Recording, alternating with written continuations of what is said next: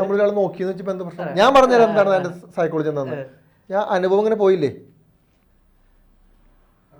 ഞാൻ വായി നോക്കിയാ ഇനി തൊട്ട് അനുഭവം ചിന്തിക്കാൻ തുടങ്ങും, എന്തോ പ്രശ്നമുണ്ട്. ഡ്രസ്സാണോ, മുടി, ലിപ്സ്റ്റിക് കൂടി പോയോ, വയറിനോട്ട് മാറി കിടക്കണോ, ഈ നിമിഷം മുതൽ ഇവർ കോൺഷ്യസ് ആവാൻ തുടങ്ങും. Danger situation. നമ്മൾ നോക്കുമ്പോഴത്തേക്കുന്ന ഇവന് ഞാൻ പരിചയമുണ്ടോ, നമ്മൾ ആളുകളാണ് ചിന്തിക്കും എവിടെയോ പരിചയമുണ്ട്, നമ്മളങ്ങനെ ചിന്തിക്കും. നമ്മൾ വേറെ നമ്മുടെ അഴകില് ഇതല്ല, നമ്മുടെ സൗന്ദര്യത്തെ ശ്രദ്ധിക്കുന്നില്ല.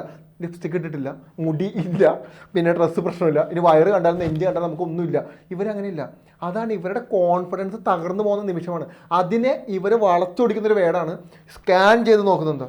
എന്തെങ്കിലും ഒരു മനുഷ്യനെ കണ്ട് സ്കാൻ ചെയ്യണം എങ്ങനെയാണ്? ഒരു ശരീരഭാഗം നമുക്ക് കാണാൻ അപ്പോൾ തിരിഞ്ഞു നടന്നാലും ബാക്കിൽ നിന്ന് നമ്മൾ നോക്കും, അതിനകത്ത് എന്താ പ്രശ്നം. പക്ഷെ അങ്ങനെ നോക്കാൻ പാടില്ല എന്ന് പറയുന്നതിൻ്റെ ഒരു സൈക്കോളജി ഇതാണ്.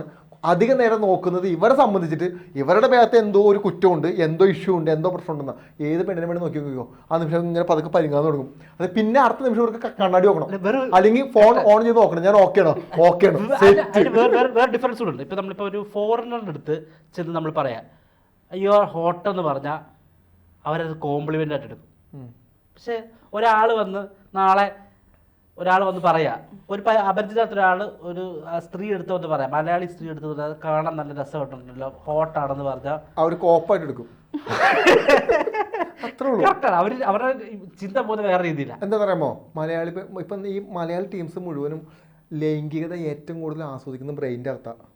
അവർ ഫിസിക്കലി ആയിട്ടൊന്നും ഇവർ ആസ്വദിക്കുന്നില്ല. ആരാസ്വദിക്കുന്നത്? ബ്രെയിൻ്റെ അകത്ത് ഇങ്ങനെ ഇട്ട് കറക്കി അതിനിങ്ങനെ ഇമാജിനേഷൻ ചെയ്തെടുത്ത് ഇമാജിനേഷൻ വേൾഡിലാണ് പലപ്പോഴും ജീവിക്കുന്നത്. മറ്റവർ അങ്ങനെയല്ല. അവരങ്ങനെ പറയുമ്പോൾ അവർ എക്സ്പീരിയൻസറാണ്. അവരത് പറയുമ്പോൾ റിയലായിട്ട് അവിടെ നിൽക്കുന്നത്. മറ്റേത് അങ്ങനെയില്ല. ഇത് അക്സെപ്റ്റ് ചെയ്യാൻ പറ്റുന്നൊരു ബുദ്ധിമുട്ടുണ്ടല്ലോ. അതായത് അങ്ങനെ പറയുമ്പോൾ തന്നെ ഇവൻ്റെ ഉദ്ദേശം എന്താ, ഇവനെന്തിനും ഇങ്ങനെ പറഞ്ഞത്, ഇങ്ങനെ പറഞ്ഞിട്ട് എന്തെങ്കിലും കാര്യമുണ്ടോ, 100 വട്ടം ചിന്തിക്കുക. തിരിച്ചോ, ഇപ്പോൾ ഒരു പെൺകുട്ടിക്ക് പൊതുവേ ഒരു കൂട്ടുകാരൻ എന്ന് പറയുന്ന സുഹൃത്തിൻ്റെ മേത്ത് പൂർണ്ണ സ്വാതന്ത്ര്യമുണ്ട്. അങ്ങനെയാണ് നമ്മൾ കാണുന്നത്. അടുത്ത് വന്നിരിക്കും, നമ്മുടെ മുടിയും പിടിക്കും, നമ്മുടെ മേത്ത് പിടിക്കും, നമ്മുടെ കൈമ പിടിക്കും, നമ്മുടെ വട്ടം കയറി പിടിക്കും. തിരിച്ചൊന്ന് ചെയ്തു നോക്കിയേ ഈ സാധനം.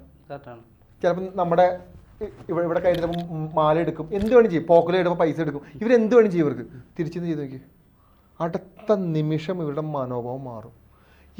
സ്ത്രീകൾ പൊതുവെ അച്ഛനും സഹോദരനും വിട്ടിട്ട് മറ്റുള്ള എല്ലാ പുരുഷന്മാരെയും ഇവർ കാണുന്നൊരു കണ്ണുണ്ട്. ഇവൻ മറ്റേതിന് വേണ്ടിയിട്ടാണോ നിൽക്കുന്നത്, ഇവൻ്റെ ഉദ്ദേശം അതാണോ, ഇവൻ്റെ നോട്ടം ഇതാണോ, ഇവൻ്റെ ടച്ച്, ഇവൻ്റെ ബിഹേവിയർ ഇതാണോ, ഈ തിങ്കിങ്ങിലൂടെ ഇവരിങ്ങനെ കുറേ നാൾ പ്രോസസ്സായി പോയിക്കൊണ്ടേയിരിക്കും. ഇവർക്ക് പിന്നീട് ഒരു പോയിന്റ് എത്തുമ്പോൾ ഇവർക്ക് മനസ്സിലാവും, അവൻ നമ്മുടെ അങ്ങനെയല്ല, ഇവരിങ്ങനെയല്ല. ഈ പോയിന്റിലോട്ട് ഇവരെത്തും. അതുവരെ എല്ലാ സ്ത്രീകളും പുരുഷന്മാരെ കാണുന്നത് സംശയ ദൃഷ്ടിയോടെയാണ്. ഇവർക്ക് ആകെ കൊടുക്കാൻ പറ്റുന്ന സാധനം എന്ന് പറയുമ്പോൾ ഈ ലൈംഗികത മാത്രമാണ്. അതാണ് ഇവിടെ കയ്യിരിക്കുന്ന ഏറ്റവും വലിയ ആയുധം എന്ന് പറയുന്ന സാധനം. ഇതിലോട്ട് എല്ലാ പുരുഷന്മാരും വരാണെന്നുള്ളൊരു തെറ്റുകാരണം ഇവരങ്ങ് ഉണ്ടാക്കി വെച്ചേക്കാം. ആക്ച്വലി നമ്മൾ ഇതിന്റെ അപ്പുറത്തേക്കൊന്നും ചിന്തിക്കുന്നില്ല.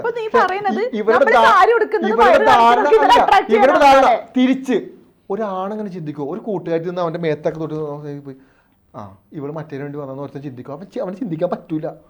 മനസ്സിലായി? അവൾ അങ്ങനെയാ. കൂടുതൽ വാർത്തകളും വിശേഷങ്ങളും നിങ്ങളിലേക്ക് എത്താൻ ABC മലയാളം സബ്സ്ക്രൈബ് ചെയ്യുക.